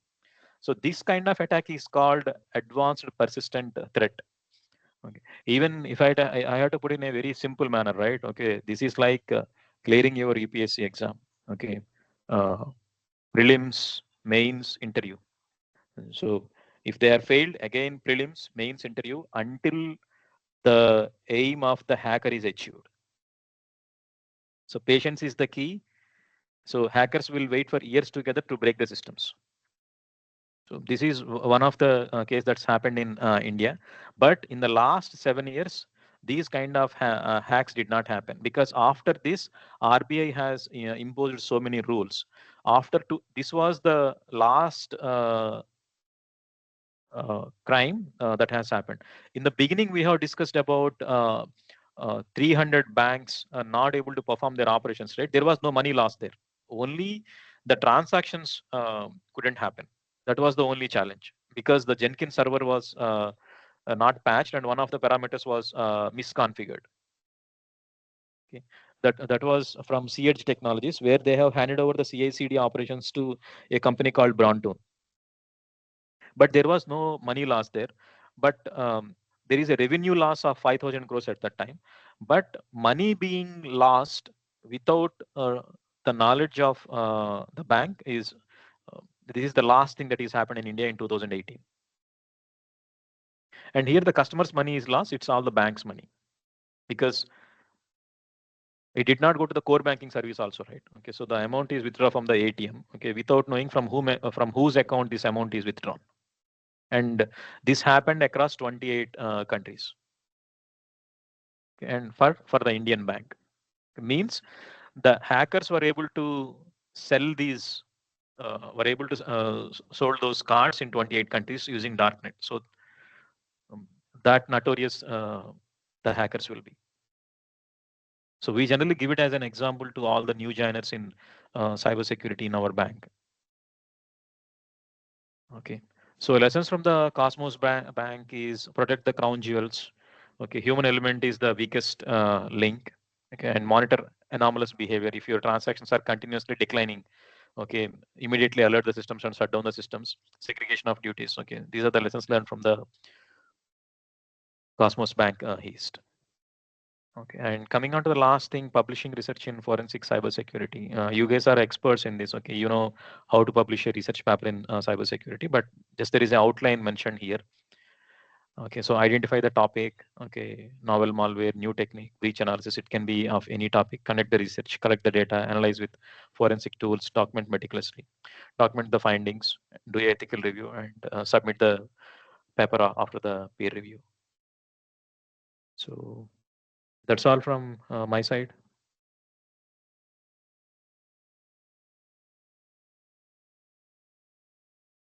Yeah, sir, Suresh, sir. Yes, sir. We had an I'm insightful session for the last 1.5 hours. So hope participants got good insights on this particular area.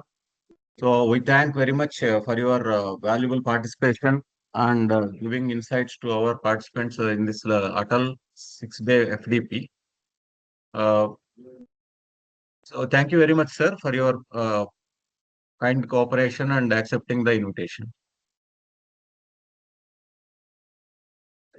So any participants, if you want to ask some questions, you can. Otherwise, thank you, sir. I am very novice in this field. After you have sent me the invitation, I have to read something and come and present. Otherwise, I would not have read and presented this. Thank you so much for the opportunity, sir. but your expertise have added a flavor to that particular topic. Thank you, sir.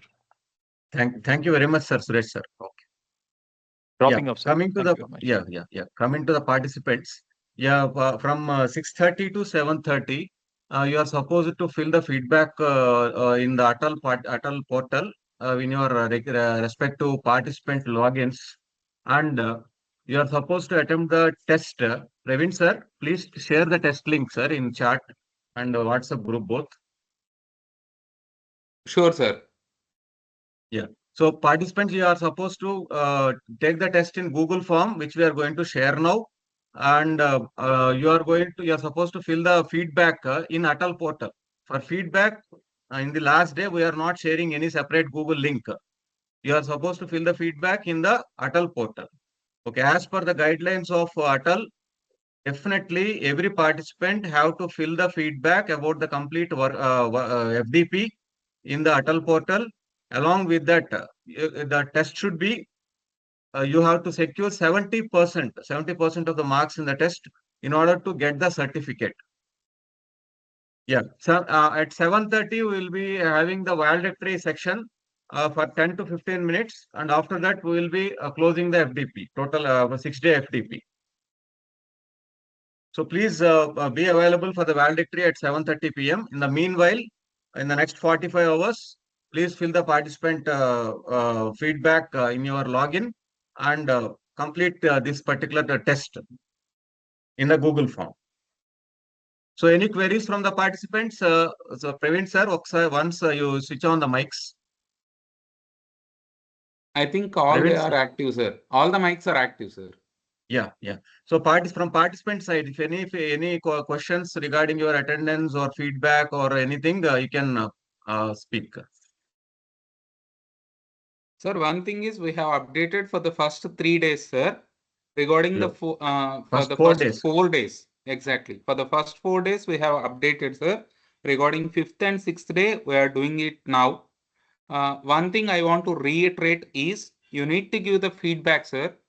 That too, Then only to be attendance will be given, valid. feedback to be given in Atal portal, sir. Atal portal, the location where you have registered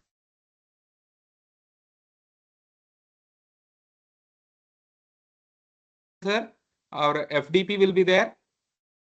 Select that FDP at the feedback session, give the feedback, sir. Only then the certificate will be generated, sir. And it is to be completed by 7:30. I request all the participants to do that now. That is the reason why we had given 1 hour break, sir. Or else we might have started the valedictory. If there is any discrepancy, you can talk with us. Yeah, this schedule is also the instruction from the Atal. So last Yes, sir. 1 hour between 6:30 to 7:30, test as well as the feedback. After that, we are supposed to close with the valedictory session. If you find any difficulty, express that now itself, sir. We cannot help you later on.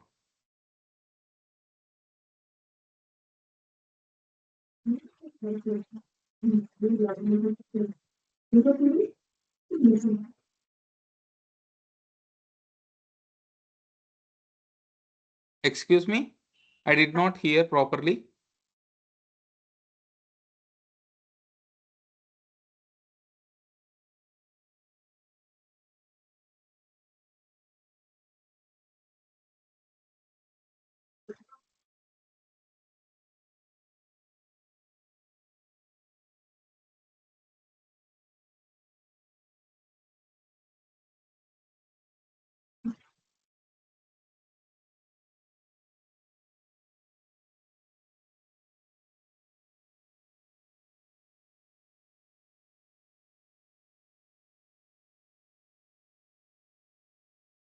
Anything is okay. You can take the feedback first or you can take the test first. That's not a matter. Anything is okay. Order is immaterial.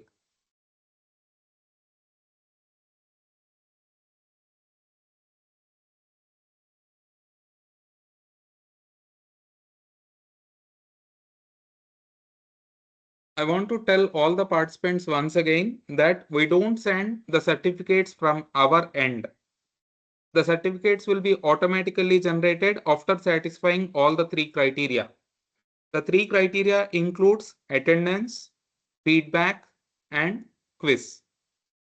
You need to maintain 80% attendance, 70% of marks in quiz, and should complete the feedback to automatically generate the certificate.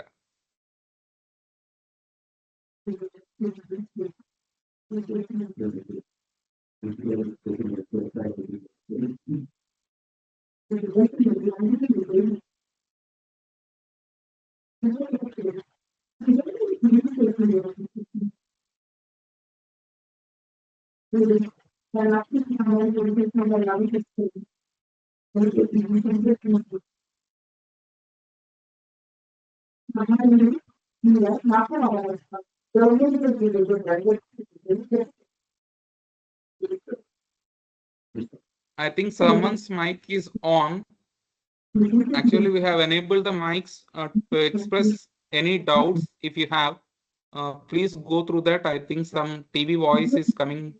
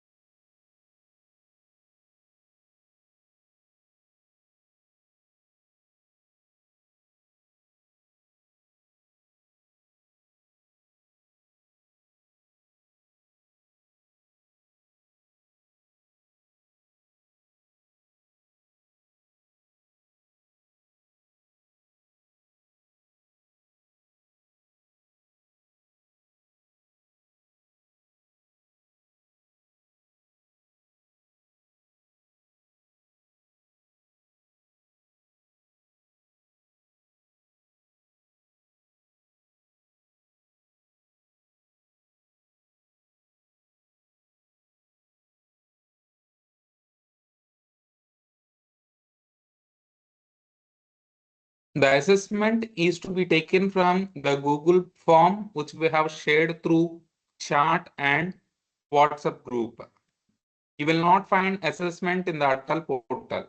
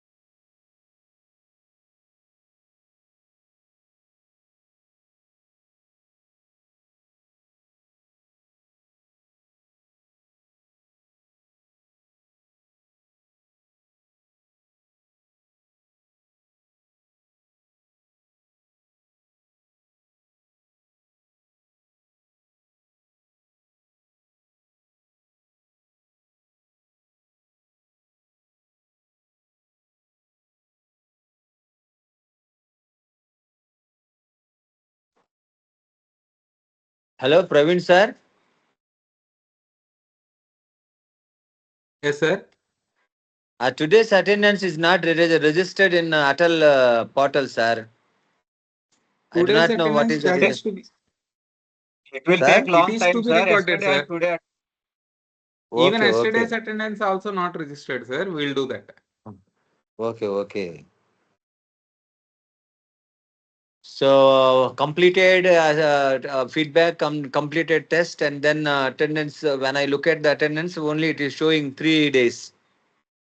Yes, sir. Yes, sir. We need to update that, sir. Okay, thank you, sir. Thank you, sir.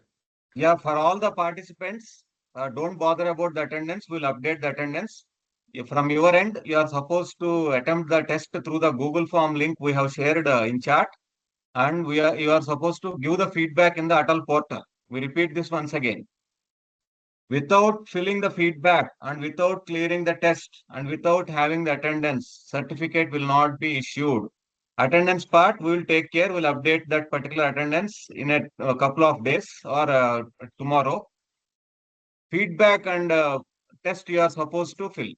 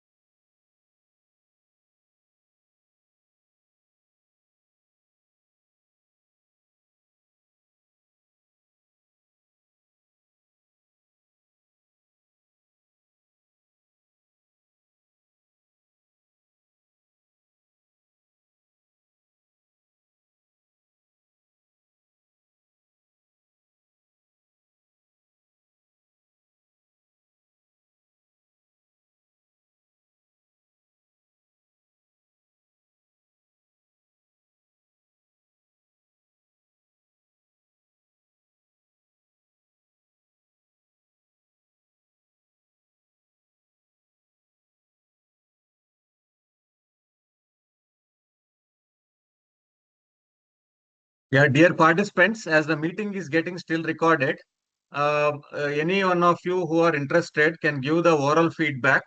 So such that that will be submitted to the Atal people through the portal also.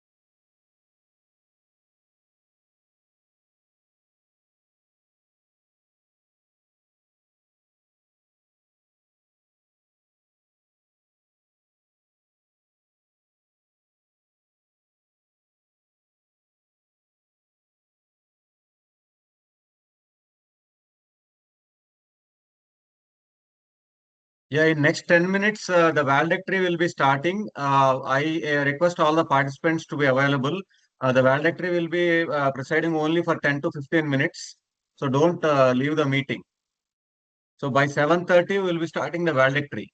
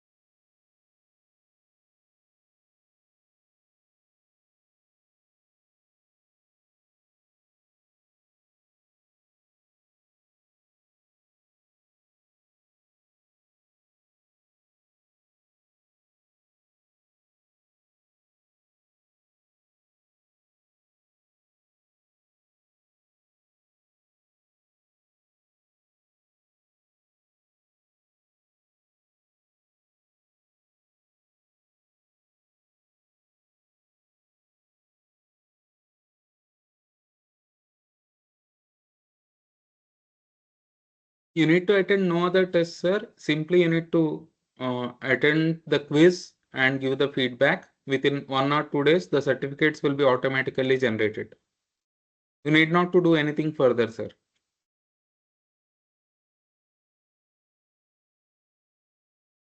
Sir, no need to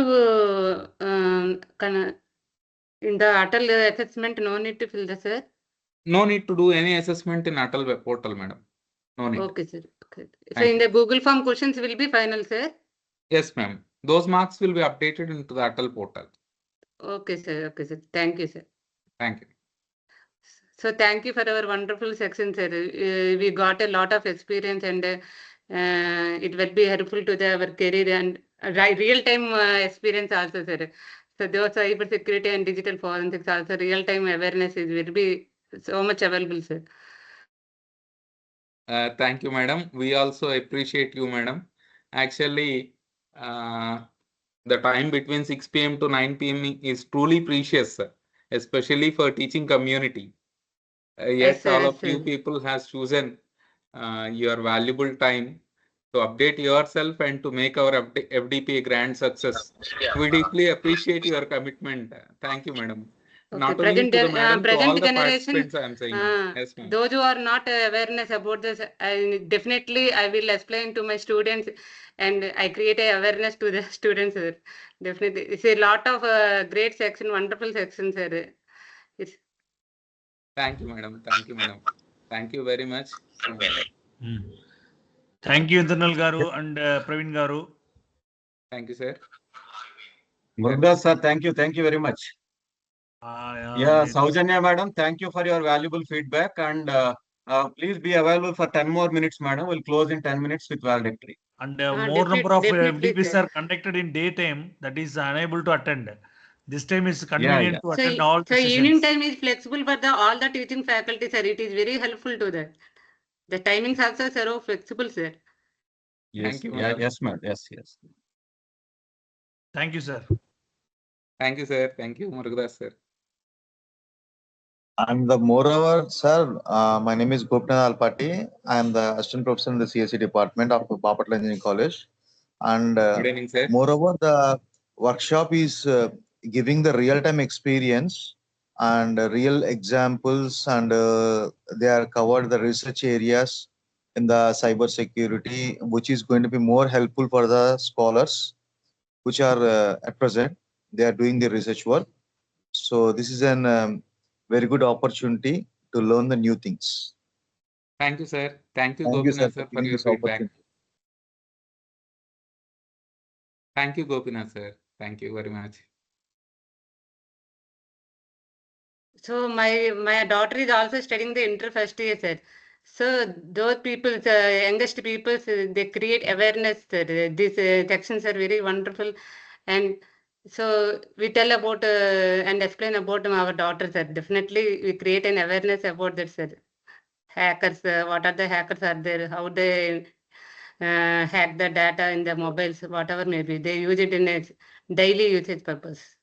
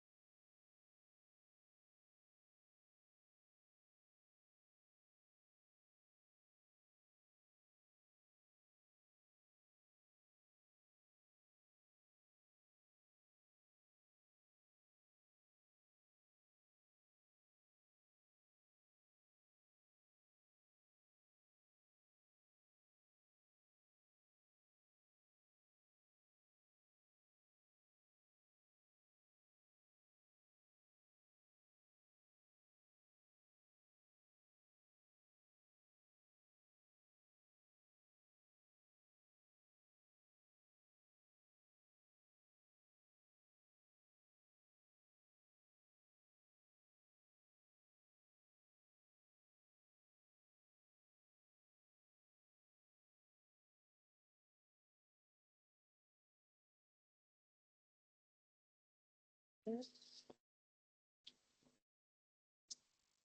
evening, sir.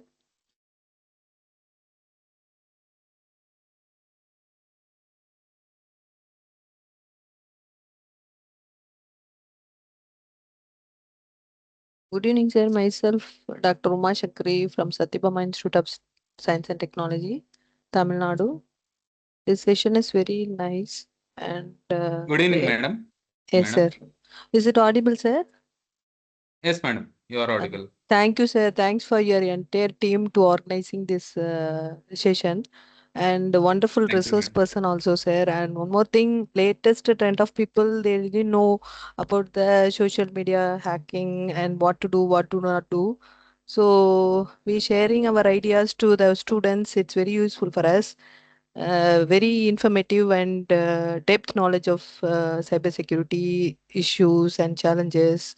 And furthermore, mm, gap fill the gap of the research. It's very useful for us, sir. Thank you for your entire team. And evening also, there is no disturbance to listen the class. It's a Okay, madam. big deal Thank for us, sir. Yes, thank you, sir. Thanks a lot, sir.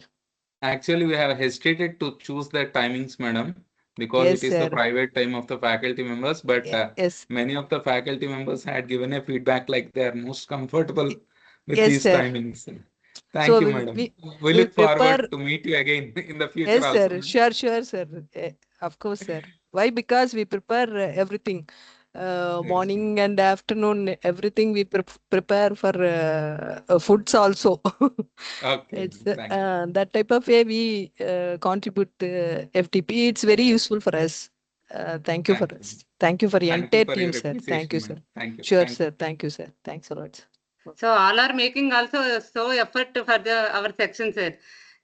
They can give the time and explain to me. It is very great opportunity to section, sir. Yes, ma'am. Thank you, Really madam. Thank enjoying, you. sir. So it's a depth knowledge of cybersecurity. It's very useful for us nowadays. So it's a extent of domain depth knowledge. It's very useful for us. Thank you, sir. Thanks a lot. Your appreciations are boosting us, madam. Yes, sir. Actually, I was forgetting Of course, whatever sir. the efforts we made. Your Yeah, sir. appreciations are really boosting us and motivating us to conduct more workshops in the Sure, sir. future And also. one more thing, Shashati sir, already I were in Hyderabad CMR Technical Campus. So after that, migrate to Chennai. It's Yes, ma'am. 4 years back. We are in before COVID Hyderabad. So that's why Okay. Satish sir FTP also I attended already.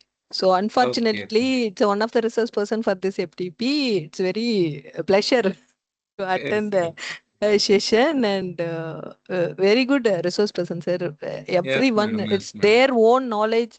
It's a vast knowledge they share to us without time limit. That Yes. is very essential for us. It's very good, sir. Thank you, sir. Thanks a lot.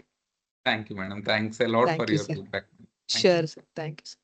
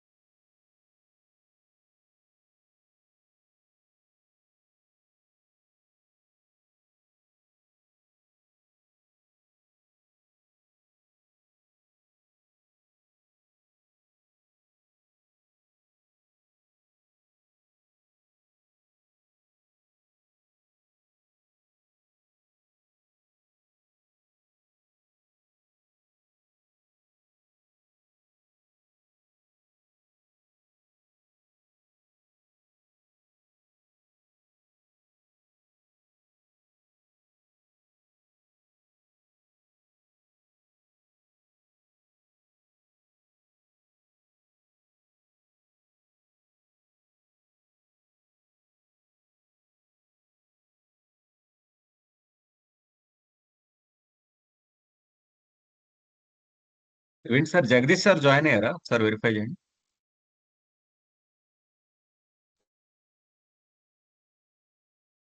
Sir, I'm joined. Sir, good evening, sir. Good evening. Good evening. Yeah, good evening, sir. I welcome our Honorable Principal, Dr. K. Jagdish Babu Garu, Principal, St. Anne's College of Engineering and Technology, Chirala, to the valedictory session of a 6-day online FDP on cyber forensics challenges, processes, and research issues. So I want to welcome our Honorable Principal K. Jagdish Babu Garu to speak few words on the occasion of valedictory for the 6-day online FTP. Thank you, sir. First of all, a very good evening to HOD of CSC IoT, Dr. S. Indranil Garu, and Senior Faculty of IoT Department, Dr. Praveen Kumar Garu, and all the participants from various colleges. Good evening, all. Firstly, I render my heartfelt congratulations to the Atal FDP coordinator, Dr. S. Indranil Garu, as well as the co-coordinator, Praveen Garu, for successfully conducting this 1-week FDP program sanctioned from AICT Atal scheme on the topic cyber forensic challenges and how in the present scenario this particular technology is useful. I have attended some of the sessions from the beginning. Some of the resource persons, they are eminent persons, even from abroad also they have attended, from USA as well as from Dubai they have attended, and from India also the resource persons are they are experts, especially in this particular domain. So I hope all the participants, they have enjoyed these 6 days and they have got some glimpses about this particular technology, cyber forensic challenges. So I hope with the basic knowledge acquired from this FDP program, all the participants, they are going to work on this specific challenging technology, and in future they may come with solutions where nowadays every one of us are facing, that is cyber attacks. Of course, personally myself also, long back I am one of the victim of this cyber attack. My Facebook account was hacked, and some of my students unknowingly they have transferred amount to that person like that. And if we observe, almost all 1% out of each 3 persons, in one way or other way, they are victims of the cyber attack. Recently also in our campus, our local DSP, the police department, they have conducted to create some awareness regarding this cyber attack. So from this we can understand this particular technology is how much important for the latest societal issues. So it's very challenging issue. So if we are going for a solution in one way, the problem or the cyber attack is coming in another way. So I hope this FDP has paved the path to all the participants so that they master this particular technology and they can come with some solutions in future. Thank you. Thanks for the opportunity. And before concluding, once again, I heartfully thank all the participants from various institutions for patiently participating in this 6 days FDP scheme and for making this event a grand success. And once again, I thank and congratulate the coordinator and co-coordinators, Dr. S. Indranil Garu as well as Dr. Praveen Garu, for successfully organizing this event. Thank you. Thank you, sir. Thank you, sir. Thank you very much. Yeah, thank you, sir. Thank you very much, Jagdish sir, for your cooperation. Yeah, with a closing note, I want to thank uh, all the participants who have attended this FDP. And in this 6-day FDP, I would like to thank Dr. V. Nagarjun Yadav, so Senior Technical Lead, HCL Tech Hyderabad, who has delivered the sessions for the day 1, and Babu Subramaniam, Vice President, Emphasis Bangalore, who have delivered the session for the day 2, and Vinay Gudipati and Mr. Narendra Bhavisetti. So Vinay Gudipati from Cigna Healthcare, Charlotte, USA, and Narendra Bhavisetti, he is an associate professor and HOD of CSA IoT from Ramchandra College of Engineering, Eluru. So we thank both of them. And Ishwar Sai Prasad Chunduru, retired assistant director and Central Forensic Laboratory. So he have delivered the sessions on day 4. And Mr. Kashi Vishwanath, they have delivered the session on day 5. And D. Sai Satish, and G. Suresh Kumar, lead Agile coach, Wells Fargo, Hyderabad, have delivered sessions on the last day, that is 6th day today. I thank all the resource persons who have spent their valuable time and taken the opportunity to deliver the sessions in this particular 6-day online FDP on forensic cybersecurity concept, research, trends, process challenges, policy and compliance. And at the outset, I want to thank all the participants, all the faculty members, industry persons, PG student scholars who have participated in this workshop from various parts of the country, various organizations. And last but not the least, I would like to thank the management principal of various colleges to allow those people to attend this online FDP for the 6 days program. And finally, I would like to thank our college, that is St. Anne's College of Engineering and Technology, principal, management, for allowing us to apply for this Atal FDP and their cooperation throughout the 6 days in order to organize this kind of workshop in an online mode effectively. So I would like to thank our co-coordinator, Dr. V.V. Praveen Kumar, who is the backbone for for organizing this event, and our supporting faculty, Vaka Shrikant Garu. So for all the 6 days, they patiently attended this particular sessions and resolved a lot of issues which are coming before in the online sessions. So I would like to thank once again all the participants. So Praveen sir, would you like to speak something?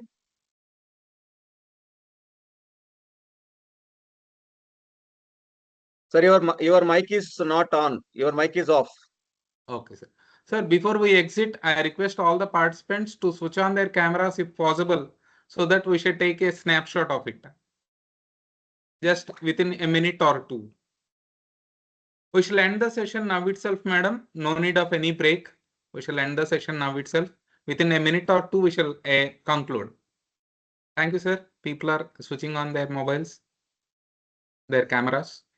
If possible, Yeah, I quickly, we shall request take a all the snapshot. people to complete the feedback in the Atal portal and complete the test in the Google link. If not done so far, then only you will be getting the certificate. So we'll post the attendance for the rest of the 2 days, which are remaining in a couple of days. Don't bother about the certificate. If we complete the process within a week, you will get the certificate in the Atal online portal, from where you can download that one.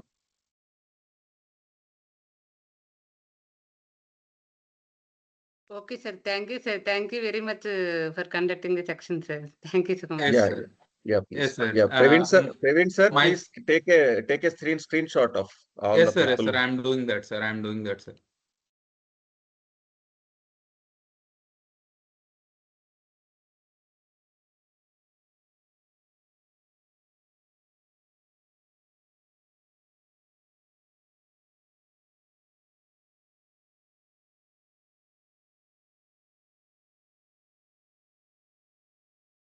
I also extend my sincere thanks to our principal and management for their constant support and encouragement, for providing us with all the facilities needed to conduct this event smoothly. And as I have been saying, a special note of appreciation to all the participants for your active involvement, discussion, and enthusiasm that you have shown in this FDP. Thank you all for making this an interactive and meaningful session. Finally, thank you all for being here and making this program a memorable and successful one. We look forward to meet you again in the future academic endeavor. Thank you one and all. Yeah, thank you, sir. We are going to end the meeting. Thank you very much. Yes.